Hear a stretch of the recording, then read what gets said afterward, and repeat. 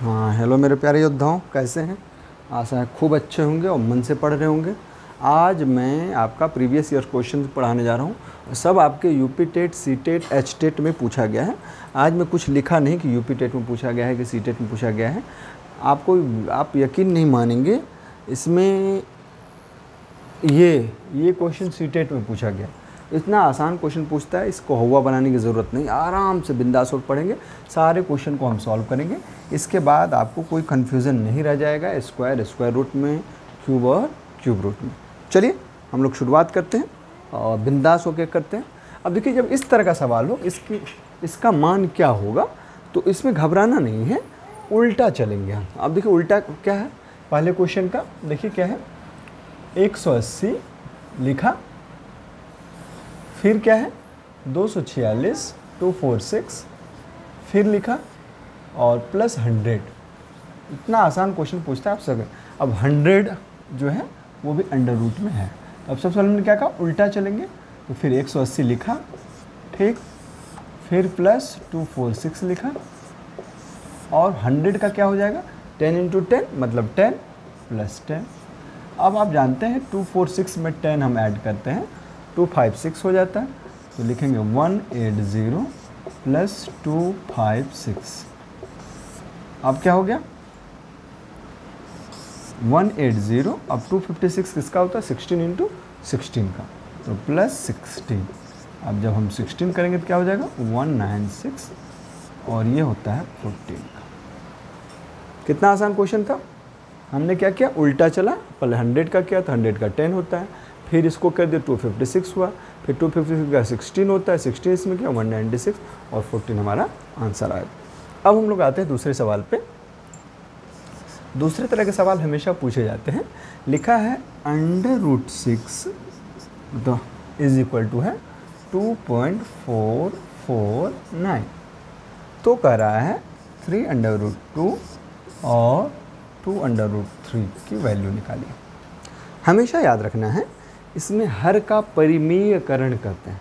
हर का परिमेयकरण का मतलब होता है हर को परिमेय के रूप में, मतलब हर जो नीचे जो होगा वो अंडर रूट में नहीं होगा। तो अब अंडर रूट में नहीं हुआ तो क्या करेंगे हम, √3 से ऊपर और √3 से नीचे।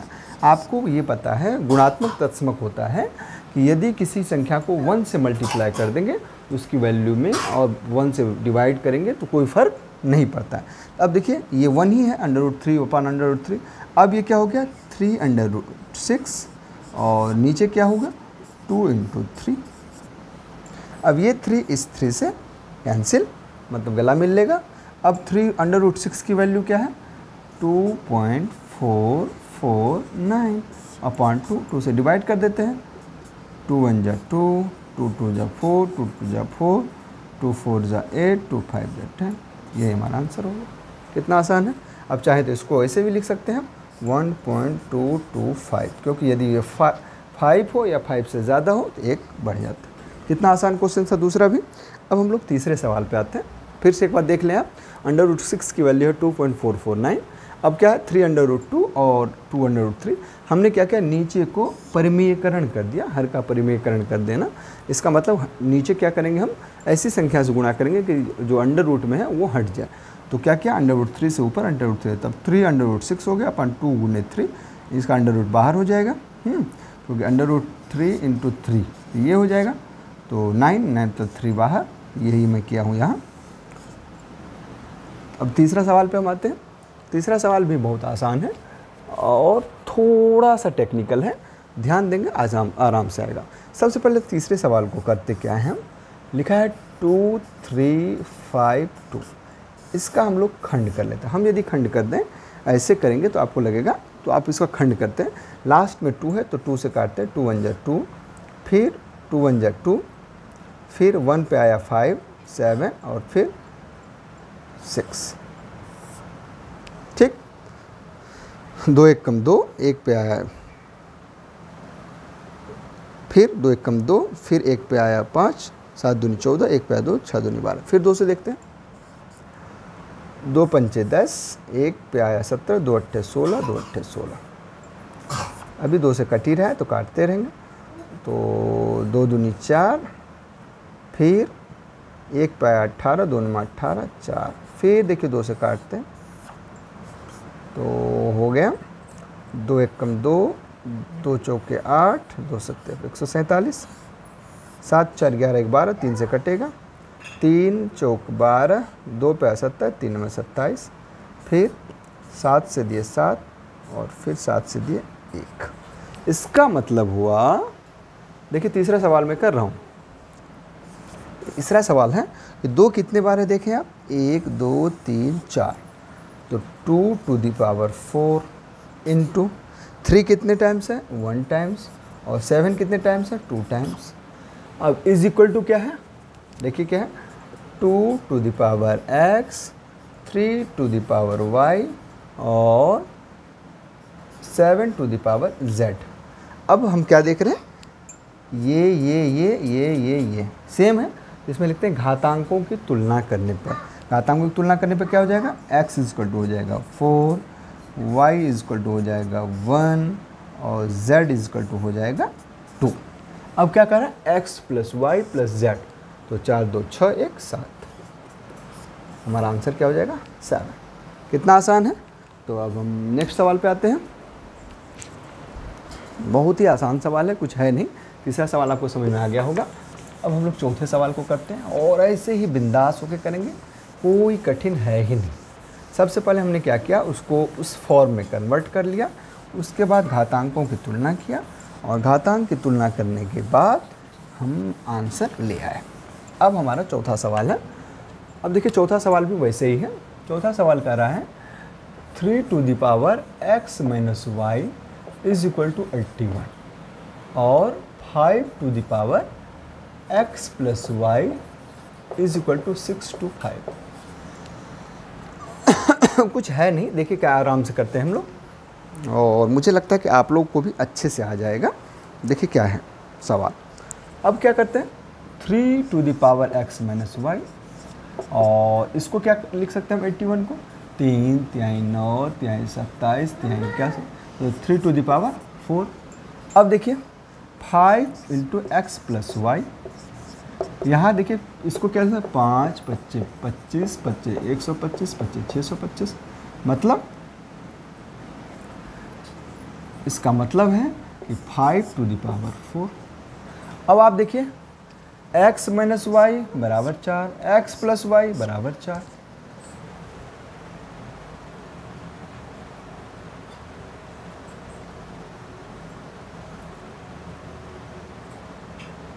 पाँच 25 25 125 25 625, ठीक।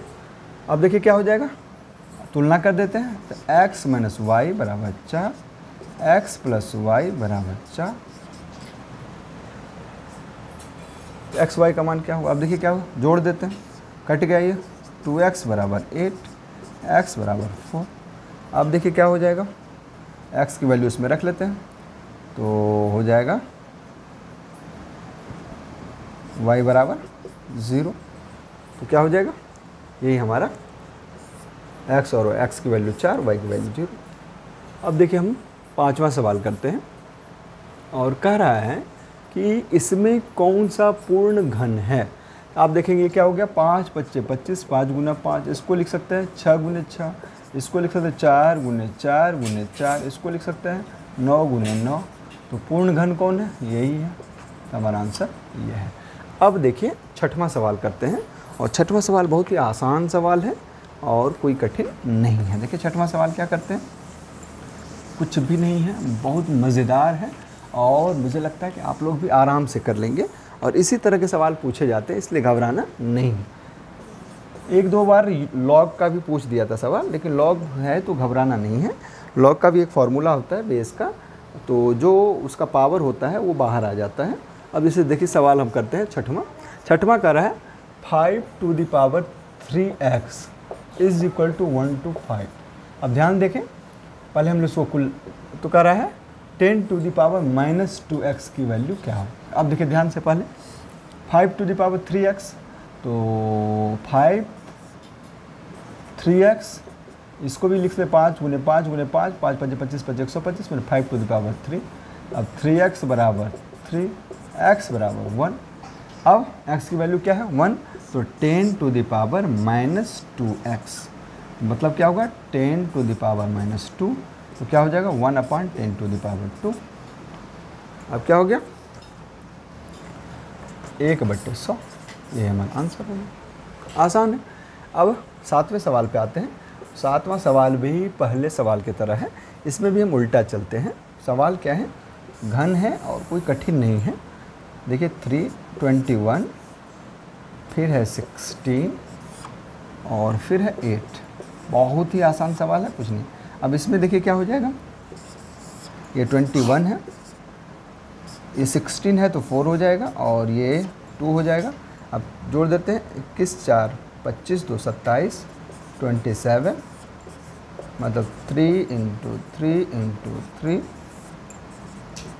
3 आपका आंसर। बहुत क्वेश्चन आसान है।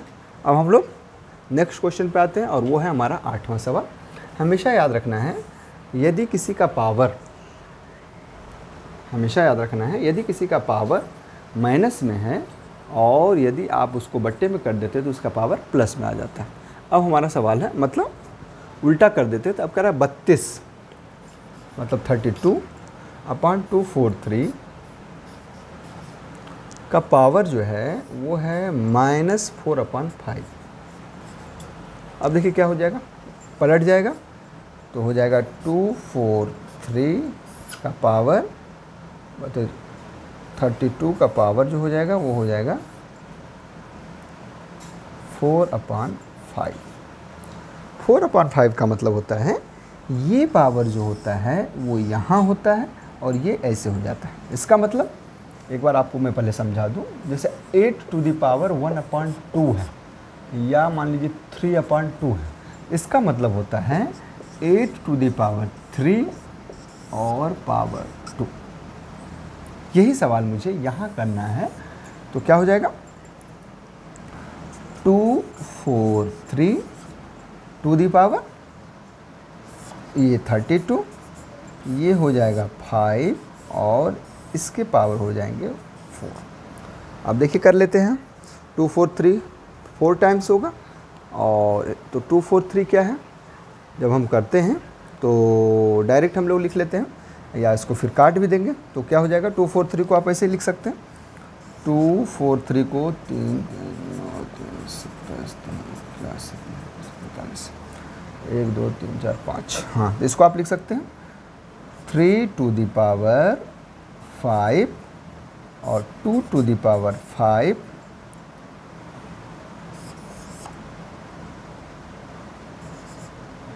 To the power 4। अब ये क्या हो गया, हमेशा याद रखेंगे आप, ये एक बाहर आ जाएगा तो हो जाएगा 3/2 टू द पावर 4। ये कैसे हुआ ये मैं आपको बता दूं, आप इसको ऐसे लिख सकते हैं 3 टू द पावर 5 और 2 टू द पावर 5 का 4/5 का 4/5। ये 5 से कट गया, ये 5 से कट गया, इसीलिए मैं डायरेक्ट यही लिख दिया 3/2। अब 3 3 9, मतलब 81/2 दूनी 4 दूनी 8 दूनी 16। यही आपके आंसर हो। फिर से एक बार मैं बता दूं, यदि कन्फ्यूज़न हो तो इसको जब हमने पलट दिया तो मतलब 243 को 30/2 से डिवाइड कर दिया तो ये -4/5 क्या हो गया, +4/5 हो गया। हमने बताया कि ये चेंज हो जाता है। अब इसका मतलब है 5 का मतलब है जैसे ही 3 टू द, ये इसका मतलब होता है 1/3 किसी का पावर। वही किया हूँ मैं और आराम से आपको समझ में आ गया होगा। नहीं तो एक बार फिर से मैं दोहरा देता हूँ ताकि कोई कन्फ्यूज़न जो हो वो आपको दूर हो जाए। देखिए क्या किए हैं हमने, अब पलट दिए तो ये हो गया। अब इसका हमने खंड कर दिया तो इसका वैल्यू हो गया 3 टू द पावर 5 और नीचे हो गया 2 टू द पावर 5 और यदि मैं इसको छोड़ दूँ इसका क्या हो गया 4/5 वैल्यू, 4/5 वैल्यू। अब आपको मैं एक अच्छे से जानता हूँ कि फॉर्मूला होता है a to the power m to the power n equal to a to the power m into n। उसी से हमने किया तो ये हो गया।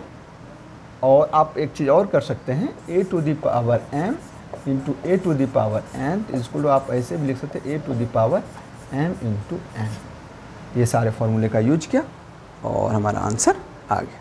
अब 9वें सवाल पे आते हैं। 9वां सवाल बहुत ही आसान है। 9वां सवाल देखिए क्या है, कह रहा है 1/8 to the power n is equal to 1/2 to the power 21।